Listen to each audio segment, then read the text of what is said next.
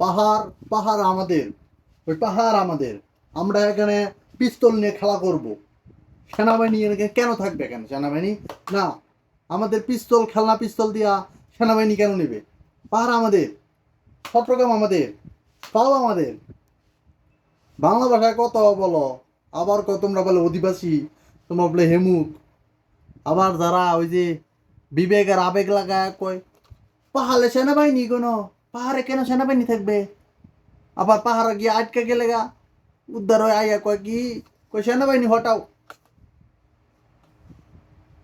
এত আবেগ কইতে গায়ে তুঙ্গর সেনাবাহিনী হটাইতো? হ্যাঁ, দরকার হলে প্রতি 5 ইঞ্চি বরাবর একটা করে লাগাই দিয়াম। পাহাড় কারো বাপ দাদা সম্পত্তি না, পাহাড় আমার সোনার বাংলাদেশের সম্পত্তি।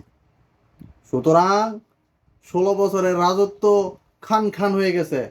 আর তোমরা যারা ওই যে পাহাড়িরা আছো, আদিবাসী, কও নিজেদেরকে তোমরা বাংলাদেশি পরিচয় দাও, ভালো করে বসবাস করো, ফাইজলামি করো না। ফাইজলামি করো না, যেটা লাখ পাইবা না ওইটা ছিঁড়তে যায়ও না, তাইলে বিপদ হইব। সবাই বাংলাদেশের মানুষ, সবাই মিলে বসবাস করতে চাই, ঠিক আছে? যারা আদিবাসী নিজেদেরকে বলো, যারা পাহাড়ে বাস করো, তোমাদের সুবুদ্ধির উদয় হোক।